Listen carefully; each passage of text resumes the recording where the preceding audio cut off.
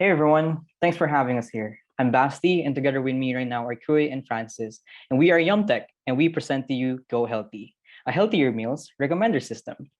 Now, are you someone who has a growing concern on your own physical health? Or maybe you're someone who wants to have proper nutrition but don't really know where to look for information? Well, ever since the pandemic, there has been a growing concern. As more Filipinos face isolation, it adds up to poor nutrition. Particularly here in the Philippines, the major cause of sickness and death are non-communicable diseases like stroke, peptic ulcer disease, diabetes, and various types of cancer. And together with the lack of information, Filipinos tend to choose just whatever is available within their household. And looking at this current situation, the Philippines has shown limited progress towards achieving the NCD targets, and thus obesity rates are rising as poor nutrition persists. And so the cost of treating diseases and the suffering of the patients would have been unnecessary if we were able to prevent them from happening in the first place. So really, the question is why? What is it about our meals that has such an impact on our health? Well, some meals are not necessary for a healthy diet and are too high in saturated fat, sugar, and salt. And so some studies suggest that limiting the intake of these ingredients could reduce the risk of developing NCDs. In addition, a recent survey showed that 89% of Filipinos believe that they needed to change their diet during the pandemic. And as such, there is a need for a smart strategy to help Filipinos create healthier meal plans. And thus, we developed Go Healthy, a recommender system for healthy meals that observes proper amounts of sugar, salt, and fat based on the user's preferred ingredients. Now let's dive more deeper into how we made Go Healthy. We've scraped several sites for the recipe data. We didn't settle with only one dataset, as they might contain labeled data that the others would lack. And these labels of concern for us were the cuisine and the course. After the EDA, we computed nutritional thresholds per recipe on the recipe's ingredients list. And then the entire dataset then went through natural language processing. And then the data was now ready to be trained.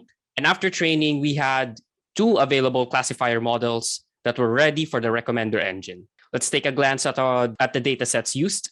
So RecipeDB was utilized for training the cuisine classifier model, while Yumly, even if it's fewer with 15,000 recipes, was utilized to train the course classifier model. FNRI's 125 recipes were also included for local representation. And you can see there that we have a nutrient data pulled from PhilFCT. This was used to compute the nutrient threshold labels, which was attached per recipe.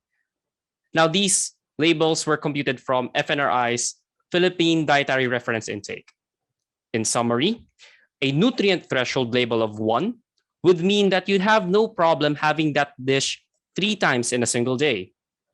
In contrast, you'd be advised to only have a single serving of a dish in a day if it had a nutrient threshold label of 3. So these nutrient threshold labels go for the major nutrients or of concern, such as salt, sugar, and fat. So for our cuisine classifier, first, through text vectorization, the ingredients became these features, and their numerical value depended on their frequency in the recipes, as well as their connection with other ingredients. And then principal component analysis was done to weed out the ingredients which were not really helpful in identifying recipes while maintaining a 95% variation all throughout. And then using the clean data, we were able to have a support vector classifier model, which used a radial basis function kernel. And the output cuisine classifier could then classify or predict what kind of cuisine your list of ingredients as input would be. So for the course classifier, we converted the ingredients into one hot representation. Then to ensure that all vectors have the same length, we applied pad sequences. Then we trained an LSTM model for 1,000 number of epochs. And then we have our recipe course classifier. So our LSTM model has about 3 layers. From the input, we have the embedding layer with an input dimensions of 131 and output dimensions of 64. Then we added an LSTM layer with 100 neurons. We also applied a dropout rate of 0.25. And finally, we have our dense layer. We used softmax as our activation function and a final output of 5 categories. We also used parameters such as Adam optimizer, as well as categorical accuracy and cross entropy for the metrics and loss, an epoch of 1000, and a batch size of 64. So we now move on to our results. So for our EDA, this is from the RecipeDB dataset. The figure shows that the largest number of recipes come from Europe, which accounts for 39.6%, followed by North America, Asia, South America, Oceania, and Africa. So from the YUMLY dataset, because the RecipeDB dataset did not have course labels, we selected 5 classes to represent the courses from our recipes. Then we used these to train our course classifier to label the rest of our data. For the modeling, we have an SVC model for the cuisine classifier and an LSTM model for the course classifier. Our SVC model got an F1 score of 55.77%, while the LSTM model, we got an accuracy of 93.72% and a loss of around 20%. So now we move on to our recommender engine. So the recommender works by taking in the user's input of ingredients and filters. Then we have our models to classify the set of ingredients, and we also applied ingredient matching. This was followed by cosine distance calculations. Then the recommender applies threshold and filters to the recipes and generate the recommendations back to the user. So here we show the user interface of our Streamlit app.